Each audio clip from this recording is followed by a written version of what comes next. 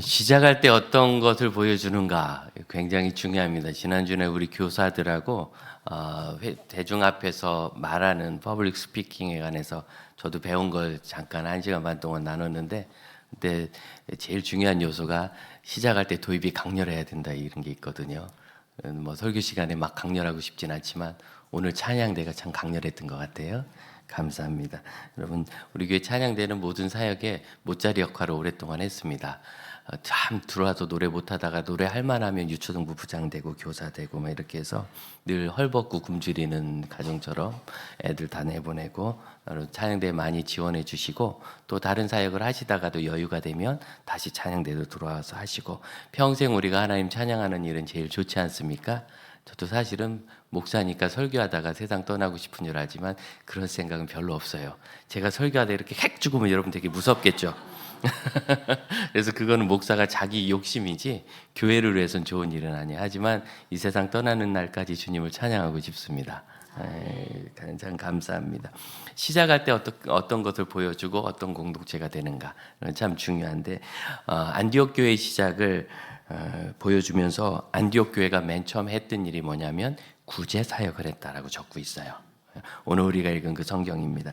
안디옥 교회가 세워진 이야기를 11장 19절부터 26절까지 별로 그렇게 길지 않게 큰 부흥의 이야기를 적거든요. 그런데 그 뒤로 안디옥 교회 구제 이야기가 앞부분에 그 안디옥 교회 부흥 역사를 적은 것에 비하면 상당히 좀 많은 분량으로 기록이 되어 있습니다. 여러분 이렇게 그 분량이 보이시기를 바라고요.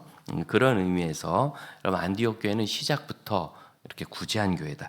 그럼 이 구제라는 것의 의미가 무엇인가? 이 구제한 것으로 된 것인가? 우리가 이 일을 좀 나누고 싶습니다. 12장은 예루살렘 교회가 받는 또 다른 박해, 12제자 중에 한 사람인 야고보가 순교하고, 그 이야기가 12장에 나오죠. 그래서 12제자가 다 순교하고, 물론 마지막 제일 오래 사신 사도 요한은 요한계시록도 쓰고 살다가 천국 가셨지만, 그래도 그의 삶도 유배되어 순교 삶과 다름이 없으며 11명은 목이 잘리기도 하고 십자가에 못 박히고 또 몸이 찢기고 불에 타고 이런 끔찍한 죽음을 담대하게 예수 그리스도의 부활을 목도한 증인으로서, 예수 그리스도의 부활을 보지 못했다면 그걸 그렇게 담대하지 못할 거예요. 그렇게 담대히 순교했으므로 이 시대의 그리스도인들도 그들의 증거를 따라 순교의 신앙을 갖게 되는 것입니다. 그런 어려움, 그러나 이 순교라는 건 너무나 어려운 일이죠. 그 일과 그로 말미암은 헤롯의 박해를 적고 있습니다. 그래서 여기에는 예루살렘 교회에 있는 두 개의 위기를 적고 있는데, 하나는 흉년이요, 또 하나는 박해라, 이렇게 말할 수 있어요. 그 일이 역사적으로 11장 28절 하반절에 보면 글라우디오 황제 때 있었다라는, 글라우디오 황제 때는 큰 기근만 4번 있었다 그래요. 이제 로마 제국이 워낙 넓다 보니까 또 그 당시에는 지금보다 관계나 여러 가지 농사 기술이 좋지 않아서 작은 자연 변화에도 재해도 큰 흉년이 오기 마련인데, 그래서 이쪽 저쪽 지역을 옮겨 다니면서 여러 번의 흉년이 있었고, 어떤 분들은 그 4번의 흉년 중에 3번째 가나안 땅 중심으로 큰 흉년이 있었는데 그쪽 일이 아니겠는가, 이렇게 말하기도 합니다. 종합적으로 얘기하면 오늘날 한국 사람들의 마음 같아요. 여러분 올해 경기가 좋습니까? 안 좋습니까? 안 좋죠. 어떻게, 근데 제가 50년 동안 경기가 좋은 애가 한 번도 없어요. 기억나십니까? 경기가 요새 좋았던 거 기억나십니까? 우리 은행에서 평생 하신 송 장로님, 경기가 좀, 뭐 은행원들은 숫자를 계산하시니까 보이시겠지만 사람들 마음은 안 그렇잖아요. 마치 우리의 마음과 같아요. 도대체 우리는 언제 경기가 좋아서 언제 구제하고 언제 선교하고 언제 다음 세대에 세우고 언제 교회 짓고 언제 예배당 세우고 교회 개척합니까? 이렇게 경기가 안 좋아가지고 우리의 마음이 마치 이 시대 글라우디오 황제 때와 같은 거예요. 기다리면 못합니다. 기다리면 못합니다. 그래서 이 두 개의 위기에 대해서 가만 생각해 보세요. 여러분 흉년을 구제한다고 흉년을 뭐 우리가 없앨 수 있습니까? 흉년은 하나님이 끝나게 해주시는 거예요. 그렇죠? 박해. 아니, 왕이 이렇게 박해하는데 그것을 그리스도인들이 어떻게 막겠어요? 이것도 해결할 수 없어요. 그러니까 이 두 위기의 근본적인 내용은 뭐냐면 결국은 이 해결은 하나님 손에 있다는 거예요. 이걸 알게 될 때 어떤 그리스도인들은 게을러집니다. 이거 우리가 해봐야 안 돼. 어차피 하나님이 하셔야 돼. 하고 모른 척하며 나 살 길을 찾는, 마치 포도즙 수확하는 틀에 숨어 있는 기드온처럼 우리 집은 먹고 살 거나 챙기면 된다. 우리 교회나 챙기면 된다. 우리 애들이나 챙기면 된다. 할 수 있고, 그러나 어떤 분들은 이 속에서도 우리가 지금이라도 나누어서 지금이라도 줄여서 할 일이 있다고 섬길 수 있는데, 이 일을 안디옥 교회는 담대하게 하게 했다는 것이며, 그래서 두 번째 측면은 뭐냐면 하나님께서 결국 해결하신다 그래서 모른 척하고 두는 것이 아니라 그 사이에 우리가 작게라도 할 일이 있다는 거예요. 여러분, 위기의 기도에 있어서는 이 두 측면을 꼭 기억해야 합니다. 우리가 이번 주와 다음 주 두 주간 사도행전 12장을 중심으로 위기의 때 어떻게 기도할까를 나누는데, 사실 우리가 평생 위기를 겪지 않습니까? 제가 말씀드렸듯이 지금 우리 마음에도 위기의식이 있어요. 위기의식이 성도들에게 있지만 사실 목사에게 제일 많습니다. 왜냐하면 수많은 성도님들을 다 볼 때 잘 되시는 분은 잘 되니까 좋고 그냥 끝이에요. 그렇지만 어려운 분은 잘 때도 생각나고 새벽에도 생각나고 예배 드리다가도 생각나고 그분이 헌금이라도 드리면 기도하다가 또 생각나고, 그래서 목사 마음은 오히려 어려운 일들이 많이 있어요. 지난 주간에도 비전 트립을 하면서 일본 선교사님들을 뵀는데, 선교사님들이 일본에서 얼마나 고생하겠습니까? 여러분, 개신교인이 우리나라 이렇게 많은데 일본 0.3%입니다. 0.3%. 캐톨릭까지 다 합해서 1%가 안 됩니다. 여러분, 세상에 이렇게 끔찍한 선교지는 공산주의 또 이슬람권밖에 없어요. 전 세계 어디도 이렇게 험한 선교지가 없어요. 근데 그 일을 책임져야 될 제일 큰 사명이 한국 교회에 있어요, 여러분. 제일 가깝잖아요. 얼굴도 비슷해서 섞이면 찾지도 못하고. 제일 중요한 거 뭐냐? 먹는 것도 꽤 비슷해요. 여러분, 초밥 좋아하잖아요. 거기 가면 실컷 드실 수 있어요. 한국보다 질 좋고 저렴하고. 그리고 중요한 거, 언어가 중요한데, 일본어는 한국 사람들이 익히기에 제일 쉬운, 세계에서 제일 쉬운 언어입니다. 한자도 좀 섞여 있고 그래가지고 한자가 어려운 한자로 들어가면 일본 분들도 모른대요, 무슨 글자인지. 그래서 그건 서로 알아서 포기하는 거고, 중급 수준에 오르기까지는 꽤 빠릅니다. 여러분, 세계에서 제일 부흥하고 있는 교회고, 기독교 인구수 대비 선교사 제일 많이 파송하고 있는 교회고, 그러면 여러분 상식적으로 저 일본 교회와 저 북한 교회를 누가 책임져야 될 거예요? 한국 교회죠. 예수님의 선교 원리를 보면 예루살렘과 온 유대와 사마리아와 땅끝으로 동심원처럼 퍼져나가는데, 우리는 비행기 타면 1시간이면 가는 거리, 배 타고도 갈 수 있는 거리는 그냥 민족적인 감정을 가지고 그냥 넘어서면서, 여러분, 우리 그리스도인들이 그런 사람들입니까? 한번 기분 나쁘면 평생 기분 나쁘고, 조상 때 사이가 안 좋았으니까 우리 후손들도 사이가 안 좋아야 되는 것이 그리스도인입니까? 어느 날 저는 생각했어요. 아니, 내가 왜 만난 적도 없는 일본을 이렇게 미워할까? 결국 이 속에 정치 논리가 있어서 이 반일 감정, 반북 감정, 공산당이나 또 일본 사람들에 대한 감정을 자극하면 고정된 표가 나와요, 정치인들은. 그러니까 이분들이 자기들의 이익을 위하여 편을 가르면서 자꾸 우리들의 시야를 어둡게 만들어요. 우리 자녀들을 위해서도 이번에 참 많은 기회가 있습니다. 할 수 있는 일 많고 공부하기 참 좋은 여건이에요. 아마 유학 가기 세계에서 제일 좋은 것이 일본일 겁니다. 학문 수준도 상당히 높고 유학생에 대한 배려도 높고 하다가 외로우면 집에 왔다 가기도 좋고. 그러나 이런 모든 가능성을 우리가 원천 차단하고, 심지어 교회에서 장학금 주다가 일본으로 간다가 안 줬다는 얘기도 있었어요. 어떻게 거기로 가느냐? 그것도 교회에서. 여러분, 우리가 하나님께서 가지고 계신 시선으로 우리 자신을 새롭게 하기를 바랍니다. 지금 이 성경은 예루살렘 교회와 안디옥 교회의 해묵은 담이 무너진 걸 보여줍니다. 예루살렘 교회가 참 귀한 제자인 바나바를 그들에게 보냈고, 그들이 보내진 않았지만 신약 시대를 열어간 사도 바울이 거기서 사역했고, 또한 11장 27절 보니까 선지자들이 예루살렘에서 안디옥에 이르렀는데 이들이 박해를 피해서 간 것 같진 않아요. 전체적인 흐름을 보면 거기 사역을 하러 간 거예요. 선지자들이. 28절 아가보라 하는 사람이 예언을 했습니다. 이 사람은 나중에 사도 바울이 예루살렘에 들어가면 묶이고 이방인 로마인들에게 넘겨질 것을 예언했던 그런 사람입니다. 그런 귀한 예언자가 거기 선지자가 가서 천하의 큰 흉령이 들려. 여러분 잘 보세요. 천하, 온 땅이라는 단어예요. 그러면 안디옥에도 들었을까요?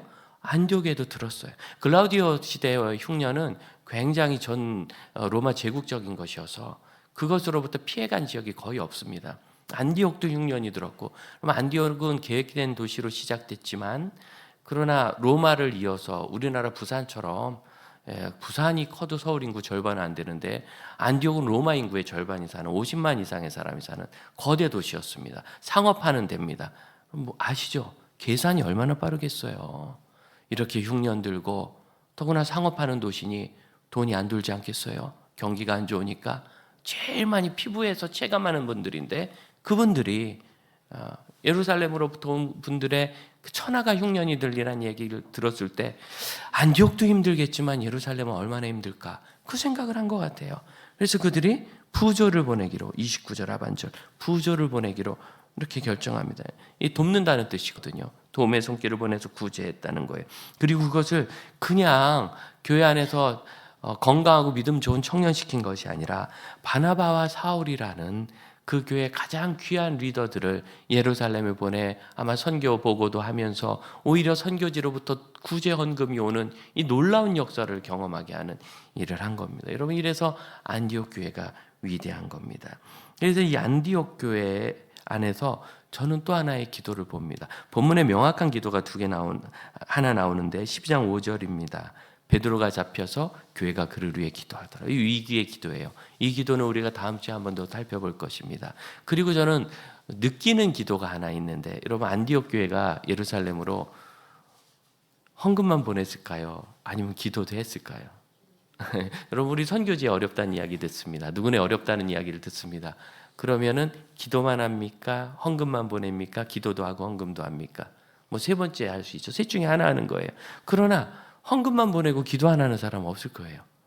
헌금을 보냈다는 것은 당연히 기도를 하는 거죠. 기도만 할 수는 있어요. 뭐 여러 가지 상황이 안 되고 그럴 수 있으니까. 그러나 우리가 헌금을 보내고 한다면 당연히 기도를 하죠. 저는 이 안에서 내재되어 있는 기도 하나를 봤어요. 그래서 저는 위기의 두 기도라고 그렇게 불러봤습니다. 하나의 기도는 그들이 재정을 보내면서 그들을 돕는 기도였고 또 하나의 기도는 더 이상 어찌 할 수 있는 게 없어요. 그래서 그냥 기도만 하는 기도입니다. 둘 다 중요한데 어떤 경우에도 우리는 이 사실을 기억해야 합니다. 위기를 극복하고 섬기면 그것은 큰 울림이 됩니다. 역사를 일으켜요. 안디옥 교회가 예루살렘에서 그 헌금을 받았을 때 참 5만 가지 생각이 다 들었을 것 같아요. 그 새로 생긴 교회가 우리 예루살렘 교회를 돕다니 감사도 하고 감격도 하고 얼마나 좋겠어요. 가끔 한국 사람들이 미국에서 굉장한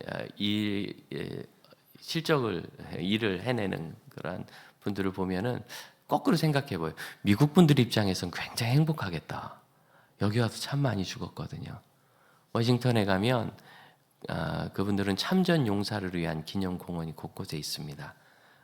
대표적으로 큰 것 두 개가 한국 전쟁 참전 용사 기념공원이고 그 옆에 베트남전 참전 용사 기념공원. 베트남전에서도 많이 죽었지만 한국전에서도 많이 죽었어요. 그런데 한국 전쟁이 그분들에게 큰 의미가 있었던 것 같아요. 사이즈가 굉장히 커요. 거기 가면 너무 넓고 그 전체가 마치 어떤 하나의 예술품 안에 들어와 있는 것처럼 그렇게 잘 해놨습니다. 그리고 한국 지형을 표시한 것처럼 이렇게 침엽수가 이렇게 쭉 있는데 작년에 가보니까 그걸 다 쳐냈더라고요. 들어보니까 한국을 너무 이렇게 밀림 무성한 나라처럼 이렇게 묘사한 것 같아서 쳤다고 그러더라고요. 지금 보면 숲 찾아보기도 어려운데 그러나 참 감동적입니다. 그런데 그렇게 가서 들어보지도 못한 나라에서 목숨을 바치고 물론 그때는 자유와 공산주의라는 이념의 대결이 있었겠지만 그랬는데 그 나라가 다시 이렇게 잘 살아서 거꾸로 그 사람들이 여기 와서 대단한 성취를 이루는 것을 볼 때 얼마나 행복할까 좀 그 생각해봐요. 뭐 베트남은 결국 실패하고 말았지 않습니까? 근데 한국은 최종 전쟁은 휴전으로 끝났지만 적어도 자유민주주의가 실현된 이 남쪽 절반에서는 대단한 성취와 업적을 이루어내고 있습니다. 기가 막힌 일입니다. 그런 걸 생각해 보면 지금 이 안디옥 교회의 이 일을 우리가 상상해 볼 수 있어요. 한국 교회가 아직 선교지로부터 이런 열매를 거둬본 적이 없습니다. 어느 교회도 이렇게 어려운 적에서 선교했는데 거기서 해가지고 이만한 성취를 가지고 와서 보고하고 오히려 그 교회를 격려하고 그러더라, 이런 거 들어본 적이 없어요. 얼마나 아름다운 일인지. 그 일을 안디옥 교회가 해냈는데 결국 이렇게 같이 기근을 겪으면서도 돕고 세워가는 일은 큰 변화를 일으킵니다. 금요일날 사진을 한 장 보여드렸을 때 학생들 앞에서 말씀을 전하는 일본 선교사님이 계셨습니다. 유은 선교사님이라는 분이었는데 그분은 그날 그 사역까지 하고 이제 버스를 타고 이동하는 중에 전철역에서 내리셨어요. 한국에 오셔야 돼서. 그때서 제가 이야기를 들었는데 어머님 위독하셔서 91세이신데 연세가 있으니 연명 치료는 하지 않기로 했고 위독하셔서 한국에 와야 되는 상황인 겁니다.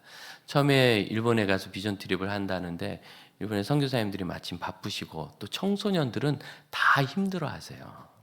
그래서 청소년들이 온다니까 쓱 피하신 것도 있는 것 같고 또 교단 총회에서 간다니까 그 총회에 대한 이미지가 그렇게 이렇게 프렌들리하지 않거든요. 좀 권위적이고 강압적이고 이런 이미지가 있어서 다들 피한 겁니다. 이전에 별로 재미가 없었답니다.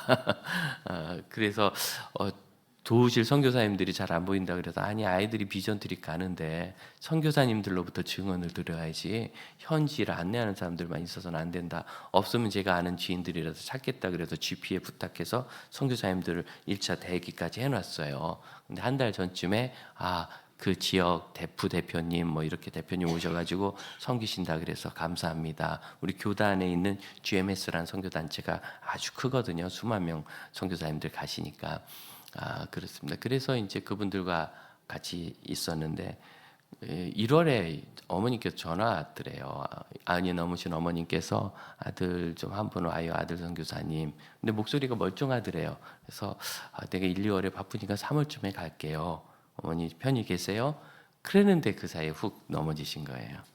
이제 중환자실에 들어가셨는데 연명 치료는 안 하기로 했으니까 마음이 급한 겁니다. 그런데 가만히 있자. 이 약속은 해놨고 이걸 어쩌지. 처음에는 죄송합니다 하고 한국에 올 생각이었대요. 그게 맞아요. 그 사역은 누구라도 하겠지만 임종하시는 어머니를 지키시는 것은 가족만 할 수 있잖아요. 그게 맞아요. 그런데 마음에 이런 소망이 있는 거예요.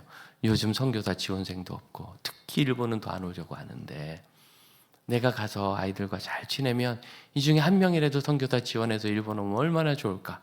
이 소망이 있어서 왔다는 거예요. 그리고서 인사를 하고 갔고 그날 저녁에 제가 아이들에게 그 사실을 다 얘기했습니다. 윤선교사님이 이렇게 해서 가셨다. 또 아이들이 깜짝 놀래요. 어머님이 위독하시다는데 우리를 위해서 시간을 낸 거 아니겠어요? 청년들을 위해서. 다음날 출발하는 아침 버스 속에서 어머님이 천국 가셨다는 소식을 들었습니다. 그러니까 이 어머님이 못 돌아가시고 선교지가 있는 아들 올 때까지 버텼다가 아들 목소리 듣고 가신 거예요. 이런 일이 꽤 많아요. 의학적으로 이제 뭐 지금 당장 맥박이 정지될 수 있을 것 같은데 해외에 있는 자녀들이 올 때까지 기다리셨다가 그 목소리 한번 듣고 천국 가시는 분들이 꽤 많아요. 갑자기 사고사가 아니시라면. 그래서 그 이야기를 듣고 아이들이 한 번도 놀랐어요. 왜냐면 어제 들을 때는 그냥 위독하신가 보다 했는데 가셔서 바로 돌아가셨다니까. 그럼 우리 때문에 선교사님 어머님 마지막 가는 길 못 봤을 수도 있겠구나 생각하는 거잖아요. 아이들이 은혜를 받았을까요? 안 받았을까요? 받았죠. 이번에 우리 유럽 비전 트립에서 은혜를 준 것이 그 불안된 그 문이겠습니까? 번쩍거리는 거. 뭐겠어요? 여러분의 헌신과 여러분의 기도와 여러분의 사랑. 제가 아이들에게도 얘기했어요. 너희들 가는 도시의 3분의 1은 나도 가본 적이 없다. 우리 교회에 있는 대부분의 어른들은 너희들이 가는 도시에 단 한 곳도 가본 적이 없다. 그러나 보내는 거다. 쏟아지는 사랑에서 나오는 은혜. 그럼 이것은 위기의 형제 자매들을 위한 그리고 나 자신을 위한 중보의 기도 이상으로 중요한 진실한 기도의 행위입니다. 결국 우리는 위기의 사람들을 위해서 기도할 수밖에 없어요. 내가 할 수 있는 일이 없으니까. 그러나 또 하나 한편으로 할 수 있는 일이 있는 것도 있어요. 사람 말을 보낼 수 있고 빵 하나를 보낼 수 있고 병원비 일부를 부담해 줄 수도 있고 선교비 일부를 도와줄 수도 있어요. 보낼 수 있어요. 우리가 어린 자녀들을 도울 때 그러지 않습니까? 아이들도 빤히 압니다. 이거 내가 해봐야 개미 눈물만큼밖에 안 되고 이 태산 같은 일에 해결에 별 도움이 되지 않는다는 거. 우리 부모님이 해야 한 큐 해결이 되죠. 그러나 부모님 어떻습니까? 그 아이가 할 수 있는 만큼 최선을 다해 하기를 원하잖아요. 그게 0.1%일지라도. 그리고 그렇게 하면서 나머지는 부모님들이 도우셔서 해결하기를 원하시잖아요. 우리 하늘의 아버지도 똑같으세요. 네가 해봐야 0.1% 개미 눈물만큼밖에 안 된다. 그냥 치워라. 아빠가 해줄게. 이렇게 키운 아이들이 커서 유능한 사람으로 서기가 어렵다는 거 우리가 잘 알지 않습니까? 3살짜리라도 지가 할 수 있는 일을 하고 10살짜리라도 자기가 할 수 있는 만큼 하고 20살이 되면 조금 더 할 거고 그렇게 열심히 최선을 다해 부딪혀 본 아이들이 결국 유능한 사회인으로 서며 하나님 나라의 일꾼이 되기에 우리 부모님들이 그걸 제일 원하잖아요. 옆에서 끙끙거려봐야 별 미동도 않는 바위 같은 그 일 앞에서 부모님이 가슴 아픈 건 맞습니다. 그렇게 힘써봐야 그 힘이 뭔 역할을 하냐. 그러나 그렇게 힘쓰는 걸 보고 끙끙거리는 것을 보면서 대견하게 생각하고 위로하고 격려하는 것이 우리 부모 아니겠습니까? 우리 하나님이 그런 분이시라는 것을 믿으시기를 바랍니다. 그러므로 여러분, 위기의 시대에 늘 이 일은 하나님만이 해결하실 수 있다는 믿음을 가지고 기도하시고 그 기도와 함께 우리가 할 일을 살피는 일을 주저하지 마시기를 바랍니다. 이때의 이 일을 하나님이 해결하실 것이라는 확신을 어떻게 갖는가? 하나님 말씀으로 갖는 거예요. 이 위기가 죽을 위기가 아니라는 것은 28절에 아가보라는 선지자의 예언을 통하여 성취된 것이기 때문입니다. 여러분, 아가보 선지자가 예언을 하든 안 하든 가뭄은 옵니다. 그런데 왜 굳이 예언을 할까요?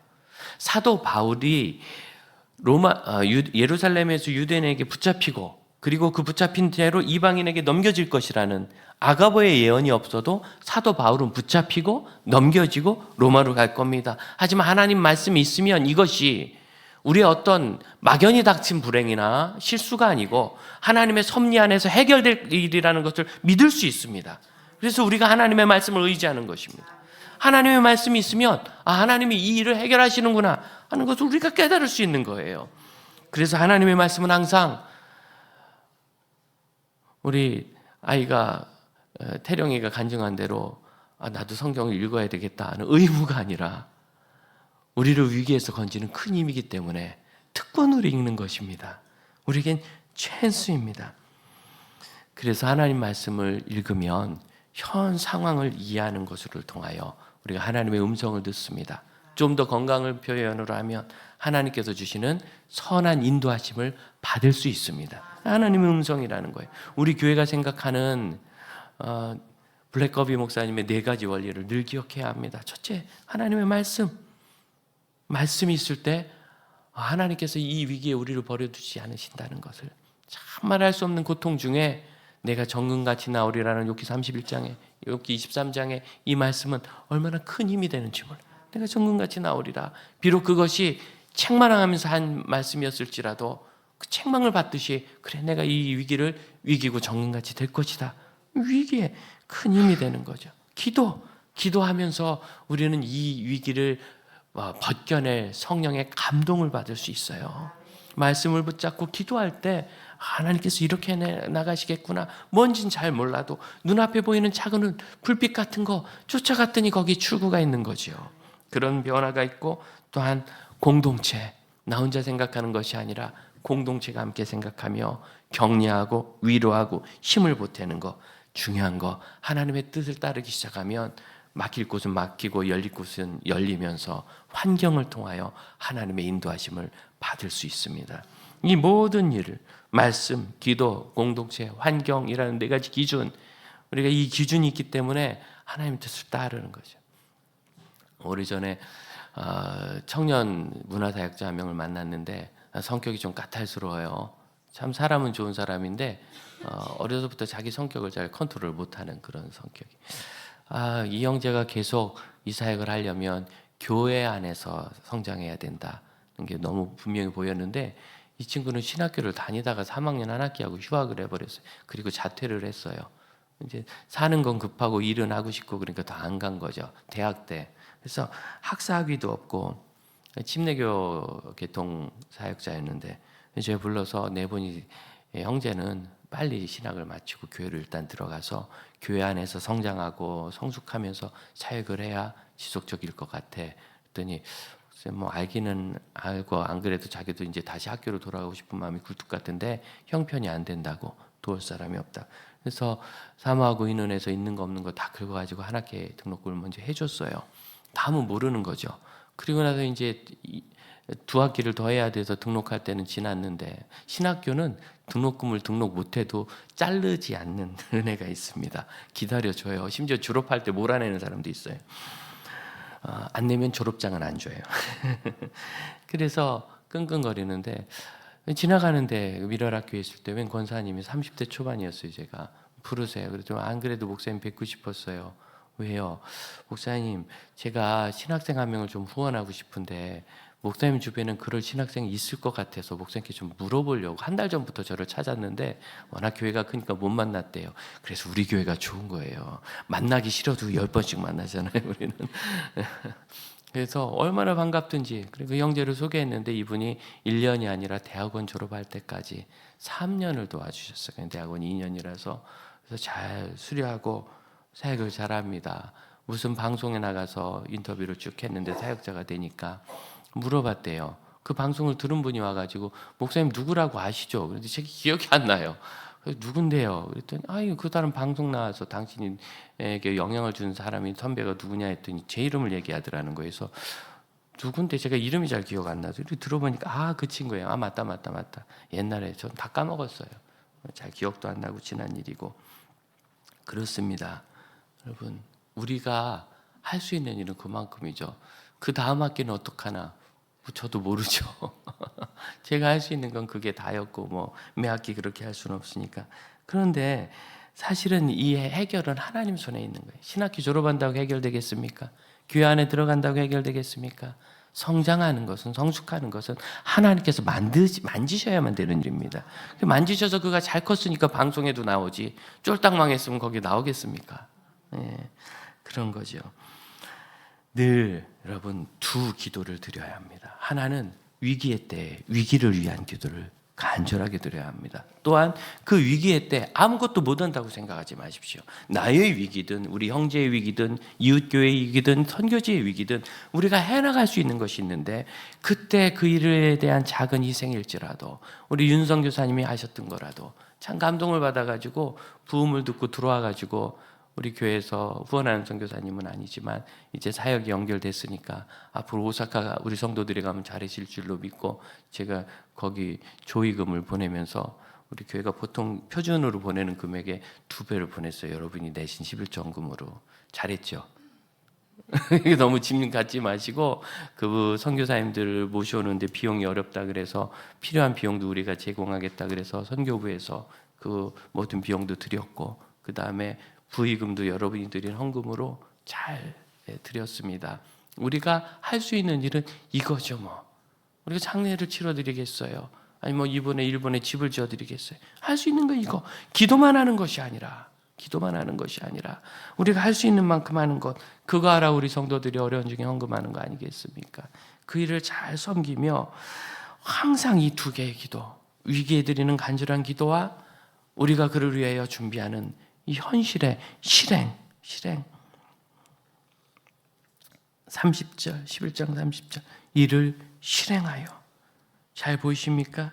이를 실행하여 여러분 이 실행이 항상 있기를 축복합니다. 함께 기도하겠습니다. 하나님의 은혜 안에서 세 가지를 기도합시다. 우리와 우리 가정 우리 개인의 위기가 작은 것이라도 있다면 일에 대해서 하나님의 은혜를 구하고 또한 우리 가정과 공동체의 위기 선교지의 위기를 위해서, 위험한 세상의 땅들을 위하여 기도합시다. 그리고 우리가 이 기도와 함께 우리가 할 수 있는 일을 잘 섬겨낼 수 있도록, 여러분 참 지금까지 잘 하셨습니다. 하나님께서 주신 상을 다 받으시기를 바랍니다. 그리고 이후에도 더 하실 수 있기를 축복합니다. 우리 합심하여 기도하겠습니다. 아버지 하나님, 언제든지 저희가 할 수 있는 일을 찾아 하나님의 일과 역사를 이뤄내게 하여 주옵소서.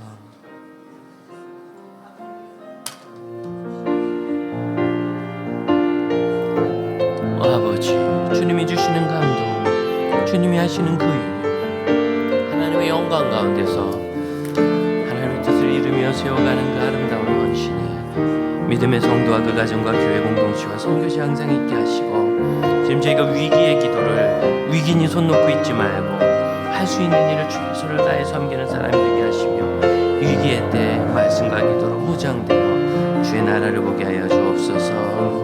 우리 자리에서 일어나서 주님의 부르심에 순종하기를 원합니다. 이 깊은 바다와 이 거친 바다를 이겨내기를 원합니다. 함께 찬양합시다. 주님 나를 부르시니, 주님 나를 부르시니 두려움 없이 애써 나아가리라.